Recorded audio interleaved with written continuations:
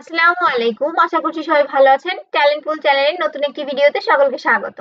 প্রথম প্রান্তিক মূল্যায়ন 2026 এর তৃতীয় শ্রেণীর ইসলাম শিক্ষা বিষয়ে একটি নমুনা প্রশ্ন ও তার উত্তর আজকে আমরা দেখব। প্রশ্ন কাঠামো কেমন হবে এবং উত্তর কিভাবে লিখতে হবে আশা করছি এই ভিডিওটি দেখার মাধ্যমে সেটি সকলে বুঝতে পারবেন। প্রথম শ্রেণী থেকে পঞ্চম শ্রেণী পর্যন্ত সকল বিষয়ের নমুনা প্রশ্ন ও তার উত্তর পাওয়ার জন্য চ্যানেলটি সাবস্ক্রাইব করে পাশে থাকবেন।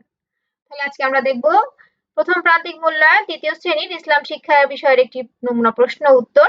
সময় 2 ঘন্টা 30 মিনিট, পূর্ণমান 70, অর্থাৎ 70 নম্বরের পরীক্ষায় আসবে। এক দাগে সঠিক উত্তরটি উত্তরপত্রে লিখো। এখানে মোট 10টি প্রশ্ন থাকবে, প্রতিটিতে 1 নম্বর করে, 10টির জন্য 10 নম্বর। 1, মহাজগতের পরিচালক কে? উত্তর হবে ঘ, মহান আল্লাহ। এখানে উত্তরের অপশনটি আমি নীল রং করে দিয়েছি যাতে তোমাদের বুঝতে সুবিধা হয়। এবং উত্তর ইনবক্স এবং কমেন্টে পাওয়া অনেক অনুরোধে সম্মান জানাতেই অবশেষে শুরু হচ্ছে আমাদের প্রথম অনলাইন গাইডিং ব্যাচ। ইউটিউব ভিডিওতে শেখা যায় ঠিকই, কিন্তু সরাসরি প্রশ্ন করার সুযোগ থাকে না। তাই আপনাদের বাচ্চাদের ছোট ছোট সব সমস্যার সমাধান আর জিজ্ঞাসার উত্তর দিতেই লাইভ ক্লাসের এই উদ্যোগ। রেজিস্ট্রেশন লিঙ্ক প্রতিটা ভিডিওর ডেসক্রিপশনে থাকবে, লিঙ্কে গিয়ে ফর্ম পূরণ করে নিতে পারেন। তারপরে আমরাই যোগাযোগ করব। কিভাবে লিখবে সেটাও দেখো লিখে দিয়েছি যে 1 নং প্রশ্নের উত্তর লিখে 1 দাগ দিয়ে যে অপশনটা উত্তর হবে, যেমন ঘ উত্তর, তাহলে ঘ মহান আল্লাহ লিখে দিবে। ঠিক আছে। 2, ইসলামের মৌলিক বিষয় কয়টি? উত্তর হবে খ 7টি।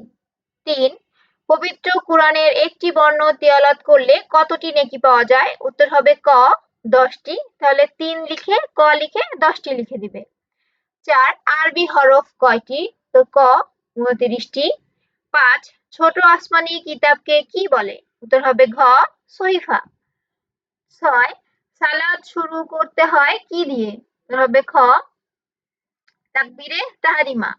7, মহানবী সাল্লাল্লাহু আলাইহি ওয়াসাল্লাম কত খ্রিস্টাব্দে জন্মগ্রহণ করে? উত্তর হবে ক 570 খ্রিস্টাব্দে।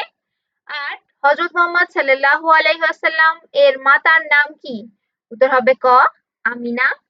9, কুরআন মাজিদের ভাষা কি? উত্তর হবে ঘ আরবি।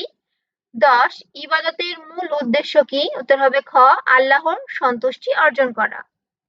2 দাগে সঠিক শব্দ দিয়ে শূন্যস্থান পূরণ করো। এখানে 5টি শূন্যস্থানের জন্য প্রতিটিতে 1 নম্বর করে থাকছে 5 নম্বর।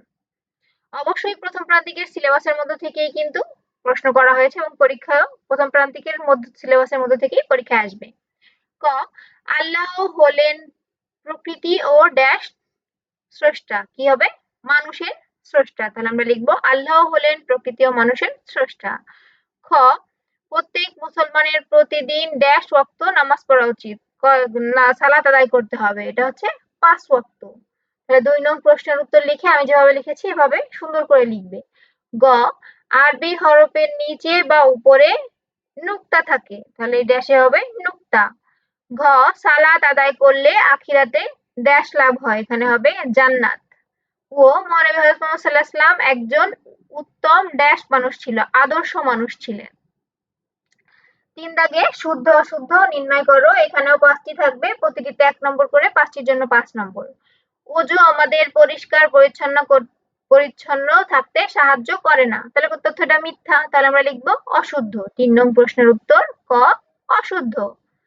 খ, ইবাদতের মূল উদ্দেশ্য হলো আল্লাহর সন্তুষ্টি অর্জন, তবে খতে কি হবে তাহলে?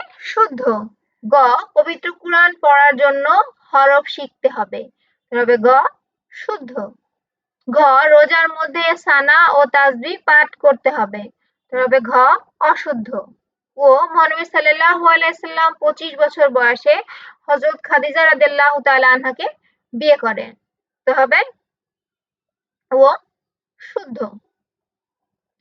4 দাগে বাম পাশের বাক্য অংশের সাথে ডান পাশের বাক্য অংশের মিল করো। এখানে বাম পাশের সাথে ডান পাশের কি করতে হবে? মিল করতে হবে। এপাশে এলোমেলো ছিল, বাট আমি মিল করে একবারে দেখিয়েছি আর কি। তো উত্তর কিভাবে লিখবে? 4 নং প্রশ্নের উত্তর, ঈমান শব্দের অর্থ কি? এর সাথে হবে বিশ্বাস স্থাপন করা। খ, সালাতের মাধ্যমে আমরা শৃঙ্খলা ও নিয়মানুবর্তিতা শিখি। গ, আসমানি কিতাব মোট 104টি। ঘ, নামাজের বিনিময়ে আল্লাহ গুনাহকে ক্ষমা করেন ও জাকাত প্রদানের মাধ্যমে সম্পদ পবিত্র হয়। 5 দাগে অল্প কথায় উত্তর দাও যে কোনো 5টি। এখানে মোট 7টি প্রশ্ন থাকবে, যে কোনো 5টি প্রশ্নের উত্তর করতে হবে। প্রতিটিতে 3 নম্বর করে, 5টির জন্য এখানে থাকছে 15 নম্বর। আমি দেখো সবগুলোর উত্তরই করে দিয়েছি। ক, 5টি প্রধান ইবাদতের নাম লিখো।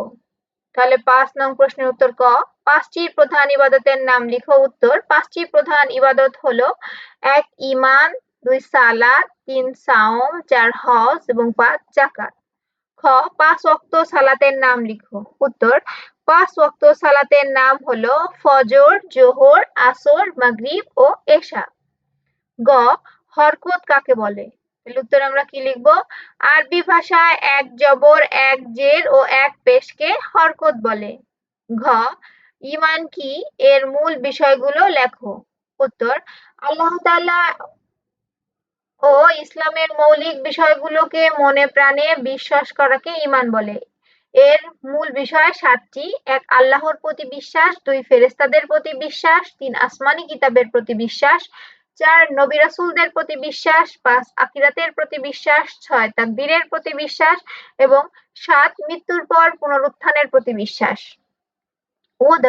দৈনন্দিন জীবনে কোরআনের বিধান অনুসরণ আমরা করি এমন 4টি কাজের নাম লিখো। উত্তর, কোরআনের বিধান অনুযায়ী আমরা করি এমন 4টি কাজ হলো: 1 সত্য কথা বলা, 2 বাবা মার কথা শোনা, 3 বড়দের সম্মান করা এবং 4 নিয়মিত সালাত আদায় করা। মহানবী সাল্লাল্লাহু আলাইহি ওয়াসাল্লাম কিভাবে ইসলাম প্রচারে কাজ শুরু করেন? উত্তর, মহানবী সাল্লাল্লাহু আলাইহি ওয়াসাল্লাম প্রথমে তার নিকটাত্মীয় ও ঘনিষ্ঠ বন্ধুদের কাছে গোপনে ইসলামের দাওয়াত দেওয়ার মাধ্যমে প্রচারের কাজ শুরু করেন। 6 দাগে আসবে বর্ণনামূলক প্রশ্ন, যে কোনো 5টি। এখানেও 7টি প্রশ্ন থাকবে, তার 5টির উত্তর করতে হবে। প্রতিটিতে 6 নম্বর করে, 5টির জন্য থাকছে 30 নম্বর। দেখো সবগুলোর উত্তরই করে দিয়েছি। 6 নং প্রশ্নের উত্তর ক, ইমানে মুজমাল কি?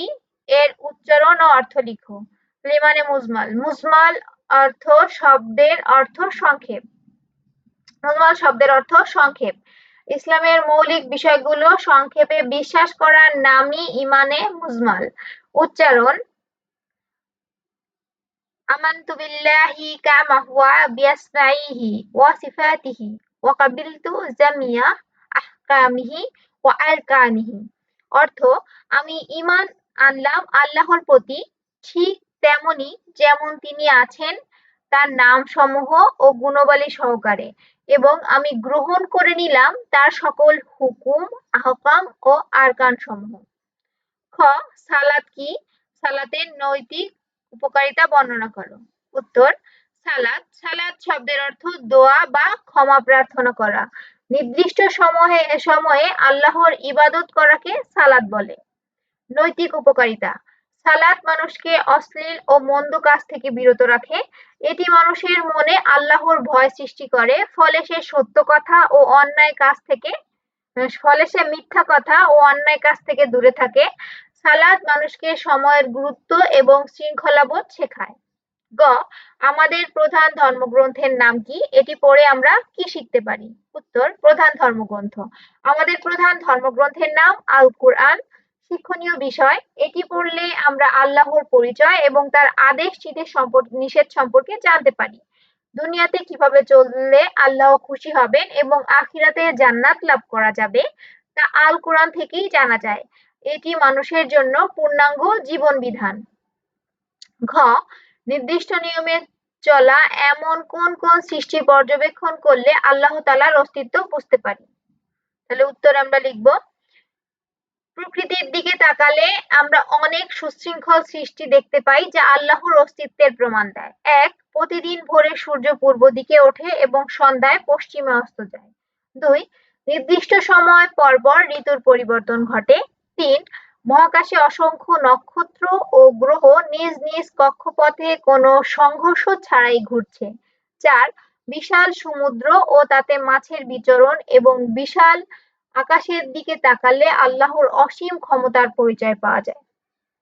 ও মুমিনকে ইমানের মূল বিষয়গুলো লেখো। মুমিন, যার ঈমান আছে অর্থাৎ যিনি ইসলামের মৌলিক বিষয়গুলোর প্রতি দৃঢ় বিশ্বাস রাখেন তাকেই মুমিন বলা হয়। ঈমানের মূল বিষয় ৭টি। ১. আল্লাহর প্রতি বিশ্বাস, ২. ফেরেশতাদের প্রতি বিশ্বাস, ৩. আসমানী কিতাবসমূহের প্রতি বিশ্বাস, ৪. নবী ও রাসূলদের প্রতি বিশ্বাস, ৫. আখিরাতের প্রতি বিশ্বাস, ৬. ভাগ্যের প্রতি বিশ্বাস, ৭. মৃত্যুর পর পুনরুত্থানের প্রতি বিশ্বাস। চ. মহানবী সাল্লাল্লাহু আলাইহি ওয়াসাল্লামের আদর্শ কিভাবে অনুসরণ করব তার একটি তালিকা তৈরি করো। উত্তর: আমরা নিচের কাজগুলোর মাধ্যমে মহানবী সাল্লাল্লাহু আলাইহি ওয়াসাল্লামের আদর্শ অনুসরণ করতে পারি। ১. সর্বদা সত্য কথা বলবো এবং মিথ্যা পরিহার করব। ২. ছোট বড় সবাইকে সালাম দেব এবং তাদের সাথে ভালো ব্যবহার করব। ৩. মা বাবার অবাধ্য হব না এবং অসহায় মানুষের পাশে দাঁড়াবো। ৪. নিয়মিত ৫ ওয়াক্ত সালাত আদায় করব। ৫. কোনো কাজ শুরু করার আগে বিসমিল্লাহ বলবো। ৬. সালাতের উপকারিতা বর্ণনা করো। উত্তর: সালাত আদায় করলে মন পবিত্র থাকে এবং আল্লাহর সন্তুষ্টি অর্জন করা যায়। সালাতের মাধ্যমে মানুষের মধ্যে সাম্য ও ভ্রাতৃত্ববোধ সৃষ্টি হয়। সালাত মানুষকে পরিষ্কার পরিচ্ছন্ন থাকতে সাহায্য করে, কারণ সালাতের আগে অজু করতে হয়। নিয়মিত সালাত আদায় করলে আখিরাতে জান্নাত লাভ করা যায় এবং আল্লাহ গুনাহ ক্ষমা করে দেন। তো এই হচ্ছে মোট ৭০ নম্বরের পরীক্ষা। আশা করছি এই ভিডিওর মাধ্যমে বুঝতে পেরেছো যে পরীক্ষা প্রশ্ন কেমন হবে এবং উত্তর কিভাবে লিখবে। তারপরেও কেউ কোনো কিছু যদি বুঝতে না পারো বা বুঝতে অসুবিধা হয় অবশ্যই আমাকে কমেন্ট করে জানাবে। প্রথম শ্রেণী থেকে পঞ্চম শ্রেণীর সকল বিষয়ের উত্তর সহ নমুনা প্রশ্ন পাওয়ার জন্য চ্যানেলটি সাবস্ক্রাইব করে পাশে থাকবেন। আজ এই পর্যন্তই। আল্লাহ হাফেজ।